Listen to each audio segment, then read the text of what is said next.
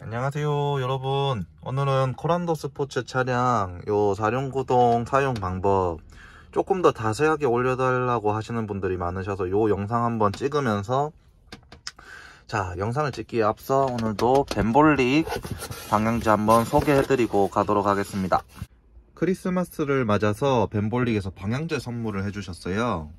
받아보니까 요 크리스마스라고 굉장히 이쁘게 포장을 해서 보내주셨더라고요. 그래서 요거 지인분들 선물하기도 굉장히 좋을 것 같고, 요거는 또 제가 저번에 뭐 또 써봤잖아요. 향도 은은하고 좋고 고급스럽고, 일단은 장시간 운전을 해도 머리가 아프지 않아서 굉장히 좋은 것 같습니다. 그리고 요번에 또 크리스마스 에디션이라고 포장도 굉장히 이렇게 예쁘게 해가지고 온 걸 볼 수 있네요. 이것도 굉장히 이쁘죠. 이렇게 해가지고 차에 이렇게 장착을 하는 방식이고요. 굉장히 간단합니다. 그리고 크리스마스 에디션이어서 이렇게 석고가 들어있고, 석고에도 크리스마스 적혀 있고요. 요거는 방향제 액상인데 굉장히 귀엽네요. 저도 요거 지인분에게 하나 선물을 해보려고 고민 중에 있습니다. 혹시 요거 관심 있으신 분들은 고정 댓글에다가 링크랑 설명 남겨놓을 테니까요, 한번 참고해 주시면 좋을 것 같습니다. 네, 감사합니다. 그러면 저희 오늘 또 영상 또 재밌게 시청해 주시기 바랍니다. 코란도 스포츠 4륜구동 사용 방법하고 4륜구동 작동 원리에 대해서 조금 설명을 드리려고 합니다. 제 요 앞쪽 비디오에서도 4륜구동 사용 방법에 대해서는 제가 한번 올린 적이 있거든요. 근데 이 4륜구동 작동 방법에 대해 좀 궁금하신 분들이 좀 계셔가지고, 오늘은 4륜구동 작동 방식에 대해 한번 좀 설명을 드리고자 합니다. 요 작동 방식을 좀 이해하시면 제가 왜 그렇게 설명을 했는지, 요렇게 하면 조금 더 4륜구동 사용이 편하겠구나 라는 게 조금 느껴지실 거예요. 자, 일단 제가 설명드릴 차량은 코란도 스포츠 2015년식 4륜구동 차량이고요. 순정 상태입니다. 저희가 보통 4륜구동을 사실 평소에 잘 사용할 일이 거의 없거든요. 근데 보통 험지에 간다거나 빈포장길 혹은 눈길에 다닐 때는 4륜구동이 있으면 되게 유용한데요. 요걸 또 사용을 못 하시거나 아니면 평소에 관리가 안 돼가지고 4륜구동 작동이 잘 안 되는 경우가 있습니다. 그래서 그런 거 좀 예방 차원에서 알려드리려고 오늘 이렇게 영상을 켰습니다. 자, 그러면 한번 하나하나 알아가 보도록 하겠습니다. 일단은 4륜구동 작동 방식은, 작동하는 방법은 저번에 설명을 드렸다시피 요 노브를 돌려가지고 작동을 하면 되는데요. 자, 평소에는 EH를 사용을 합니다. EH 같은 경우는 그냥 일반 승용차와 똑같다고 보시면 돼요. 후륜구동만 작동을 해서 이제 2륜으로 주행을 하는 상태이고, 연비도 제일 좋은 상황이고, 평소대로 다 운행을 하시면 되는 그런 스탠다드한 상황입니다. 자, 그러다가 이제 눈길이나 뭔가 차 구동력 배분을 앞 전륜에도 이제 줘야겠다 하실 때는 4H 같은 경우에는 그냥 이 단수 상관없이 PRND 아무거나 상관없이 그냥 변환을 하시면 변환이 됩니다. 자, 4H를 돌려놓고 조금 기다리시면 이렇게 4륜 하이라는 요 초록색 등과 함께 변경이 되신 걸 볼 수 있습니다. 이렇게 하시고 그냥 운행을 하시면 되고요. 다시 이제 EH로 변환을 다시 해제를 하실 때는 그것도 마찬가지로 어느 단수에서나 상관없이 이렇게 변환이 되는 걸 볼 수 있습니다. 근데 가능하시면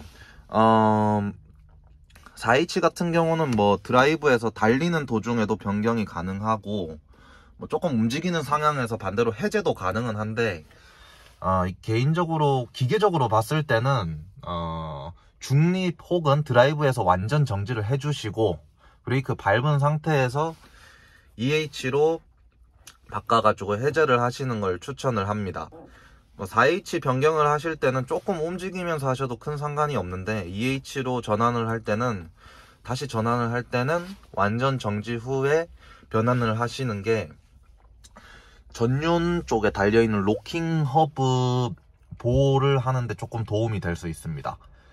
코란도 스포츠 차량뿐만 아니라 포드사의 F150 이런 차량들도 쌍용하고 거의 비슷한 방식을 다 사용을 하는데요. 특히 겨울이 돼버리면 전륜 디퍼런셜 오일 점도가 올라가면서 이게 4륜을 사용을 하셨다가 2륜을 바꿨음에도 불구하고 계기판 상에도 이제 뭐 다 변경이 됐다고 지금 안 떠있죠. 이런 상황에도 전륜 디퍼런셜은 계속 같이 돌고 있는 경우가 있습니다. 그러니까 이게 엔진 쪽에서 동력이 앞으로 전달되고 있는 게 아니라 바퀴가 디퍼런셜을 돌리는 상황이 되고 있는 거죠. 뭐 이렇게 주행하셔도 크게 상관은 없는데 일단 앞에 디퍼런셜이 구동이 되면서 좀 웅웅웅 하면 그런 소음이 좀 발생이 될 수 있고 뭐 차량이 조금 쏠림이 있을 수 있고요. 그리고 진동도 살짝 올라올 수 있습니다. 제일 확실한 방법은 4륜구동으로 주행을 하고 나서 핸들을 어느 한쪽으로 어느 정도 꺾으시고 후진을 한 1, 2m 정도 해주시면 완벽하게 거의 해제가 된다고 보시면 돼요. 그러니까 4륜구동 사용하고 나서 2륜으로 다시 넘어갈 때 2륜으로 바뀌고 나서 후진을 조금 해주시면 됩니다. 그렇게 해주시면 거의 4륜 체결 해제가 거의 확실하게 되고요. 자, 4륜 로우라고 하죠. 이 4륜 로우 같은 경우에는 지금 P단에 있거든요. P단에 있는데 계속 깜빡거리기만 하고 바뀌지가 않습니다. 네, 4륜 깜빡거린다는 거는 아직 4륜 로우 체결이 제대로 되지 않았다는 거예요. 자, 요 상태에서 이제 기어를 중립으로 옮겨 보겠습니다. 중립으로 옮기면 이렇게 해서 잘 체결이 척하고 되는 경우가 있는데 지금은 잘 됐습니다. 이렇게 했는데도 불구하고 계속 깜빡거린다. 그럴 때는 브레이크 페달을 한번 뗐다가 다시 밟아주세요. 그러면 요게 차가 약간 조금 움직이면서 이렇게 맞물렸던 기어가 약간 잘 맞물려 들어가거든요. 이 과정에서는 기어가 철컥하는 소리랑 함께 쿵 하는 약간의 충격이 있을 수는 있어요. 근데 그런 거는 이제 기계적으로 기어비가 바뀌고 다시 클러치가 체결이 되는 과정이기 때문에 뭐 이상이 있거나 하는 그런 건 아닙니다. 자, 이렇게 해서 4륜 로우 또 사용을 하시면 되고, 4륜 로우 같은 경우에는 평소에는 거의 쓸 일이 없어요. 이거는 거의 험지에 빠졌다거나 최대 구동력을 사용하고 싶으실 때 사용하는 기어인데, 오프로드 좀 하시는 분들은 뭐 로우 TC라고도 하죠. 기어비가 아예 바뀐다고 해가지고 그렇게 부르시더라고요. 4L 같은 경우는 그냥 간단하게 생각하셔서 속도를 포기하고 그냥 딱 견인력에 완전히 치중한 그런 4륜 구동이라 보시면 돼요. 똑같이 4바퀴를 돌리는 거는 같은데 이제 기어비를 좀 다르게 해가지고 최대 견인력을 사용할 수 있게 해주는 그런 기어라고 보시면 됩니다. 자, 그리고 요거 해제할 때는 똑같이 중립에서만 되고 브레이크를 밟아서 완전히 정차해 주셔야 되고요. 네, 바로 EH로 돌리시면 4륜 하이가 깜빡깜빡 거리면서 한 칸씩 빠지게 됩니다. 그리고 완전히 2륜으로 해제가 되면 완전히 없어집니다. 자, 4륜 로우에서 2륜으로 바꿀 때도 마찬가지로 후진을 한번 잠깐 해주시면 좀 더 완벽하게 기어가 빠집니다. 그리고 기어가 빠질 때는 약간의 퉁 하는 소리는 발생을 할 수가 있어요. 그 기어가 빠지는 소리이기 때문에 크게 신경 쓰실 필요는 없습니다. 자, 여기까지가 기본적으로 4륜구동을 사용하는 방법이고요. 이제 4륜구동 작동 원리나 그런 메커니즘을 조금 설명을 해드리겠습니다. 네, 요게 지금 코란도 스포츠 4륜구동 방식을 제가 그림으로 좀 그려왔습니다. 요 엔진이고, 요게 미션 변속기고, 요게 트랜스퍼 케이스라 해서 TC라고 불러요, 줄여가지고. 요게 이제 앞쪽으로 동력을 보내줄지 말지를 결정해주는 장치라고 보시면 됩니다. 우리가 이제 EH로 주행을 할 때는 요 빨간색 라인 있죠? 요게 다 샤프트예요. 지금 TC 안에 샤프트를 지나서 요 프로펠러 샤프트를 지나서 뒤에 디퍼런셜을 지나서 바퀴로 이렇게 구동력이 가는 방식이고요. 이게 지금 EH 상황입니다. 빨간색이. 근데 우리가 4H나 4L로 변경을 하면 요 형광색 쪽으로도 이렇게 동력이 전달이 됩니다. 이제 뭐 여기서 돌아가는 회전 비율이 뭐 가감속 없이 그대로 가면 그냥 4H라고 보시면 되고요. 그러니까 엔진하고 변속기에서 이륜으로 다닐 때랑 회전수가 똑같은 거죠. 그냥 단순히 바퀴를 4개를 돌리는 상황이 4H라고 보시면 됩니다. 그럼 우리가 이제 4륜을 넣었을 때는 이쪽 앞쪽 디퍼런셜을 통해서 좌우로 이렇게 분배가 됩니다. 실제로 디퍼런셜이 한쪽으로 치우쳐져 있어서 이렇게 좌우 거리는 다릅니다. 그리고 이쪽에 보시면 제가 로킹 허브 액추에이터라고 적어놨죠. 요 네모난 부품이 사실 요 바퀴 허브 쪽에 같이 붙어 있는데 제가 그리기가 좀 표현이 애매해가지고 이렇게 따로 그려놨어요. 이 친구가 이제 바퀴와 디퍼런셜을 연결을 해줄지 말지 결정을 해주는 부품입니다. 뭐 그냥 한마디로 클러치 정도라고 보시면 되겠네요. 그래서 요 부품이 만약에 이제 작동을 안 하게 되면, 고장이 나거나 어떤 이유에서 이게 연결이 안 되면 우리가 4륜을 넣었을 때 지금 요 형광색 쪽까지만 동력이 전달이 되고 실제로 바퀴로 동력 전달이 안 됩니다. 근데 그럼에도 불구하고 계기판상에는 4H가 연결됐다고 떠 있어요. 그러니까 실제로 요 부분이 연결됐는지 안 돼 있는지는 우리가 차 안에서 알 수 있는 방법이 없습니다. 예. 우리가 이제 4H나 뭐 이렇게 계기판상에 뜨는 거는 여기서 이제 바뀌면 그냥 띄워주는 거고, 요 앞에는 별다른 센서가 없어요.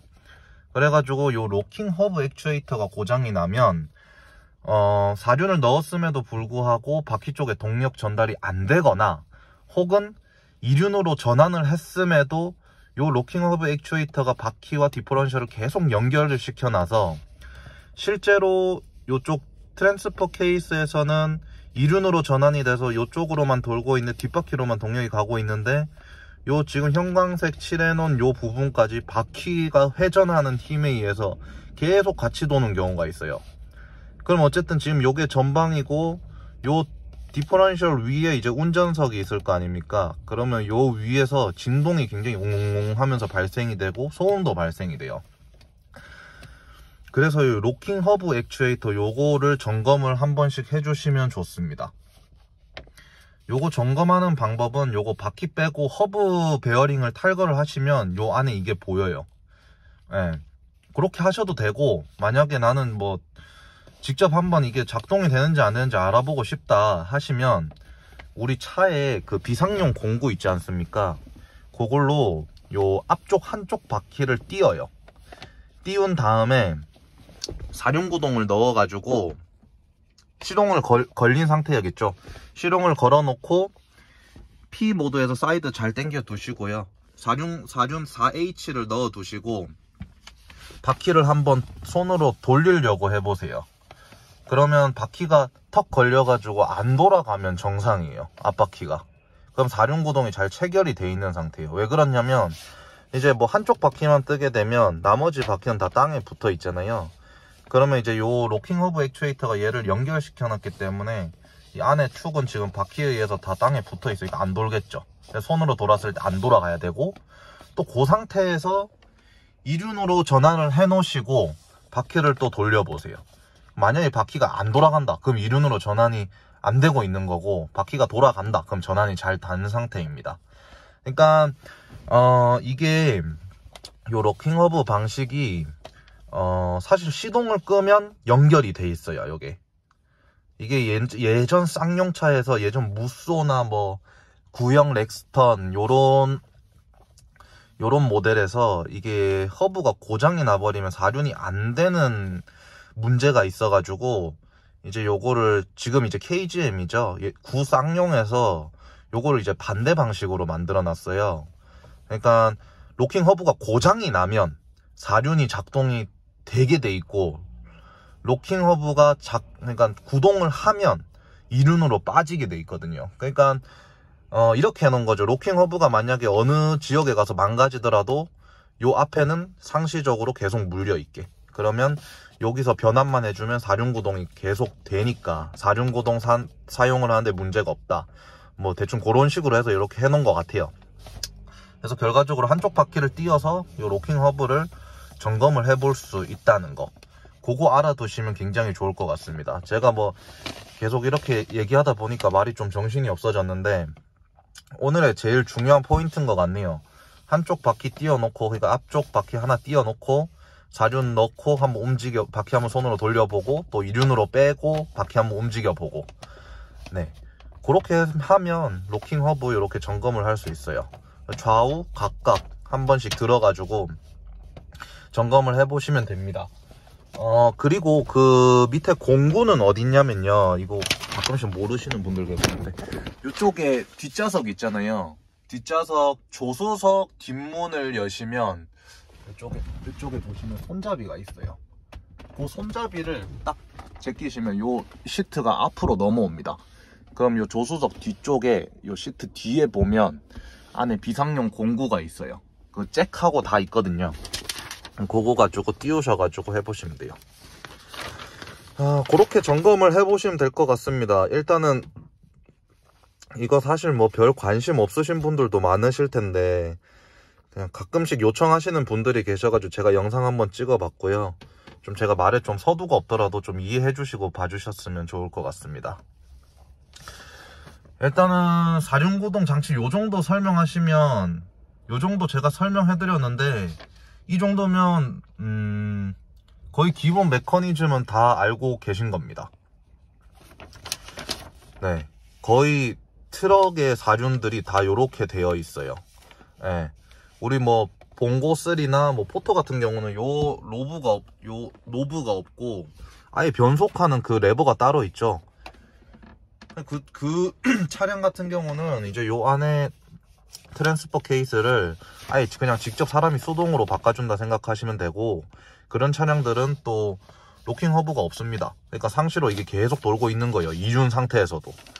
그래서 사륜구동 트럭 같은 경우는 코너, 주차장이나 이런 데서 코너 돌릴 때 핸들 끝까지 돌리고 출발을 하면 약간 조금 뻑뻑하죠. 사륜을 안 넣었음에도 불구하고 요게 같이 물려 있어서 그렇거든요.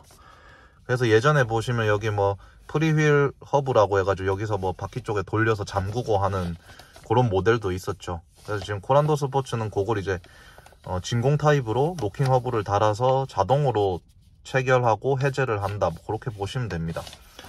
일단 제가 이렇게 설명을 드렸는데, 혹시라도 뭐 좀 궁금하시다 싶으신 거 있으시면 댓글 남겨주시면 제가 또 아는 선에서 최대한 꼼꼼하게 설명을 해드리도록 하겠습니다. 자, 오늘 영상은 여기서 마무리할 거고요. 겨울철 미끄러운 길 다들 안전운전 하시고, 처음 보시는 분들은 구독과 좋아요 꼭 눌러주시면 저에게 큰 힘이 됩니다. 그리고 요거 벤볼릭 방향제 제가 요것도 협찬 받고 하고 있는 건데, 혹시 관심 있으신 분들은 댓글 한번 봐주세요. 네, 지금까지 시청해주셔서 감사합니다. 다음번에 또 좋은 영상으로 또 찾아뵙도록 하겠습니다. 고맙습니다.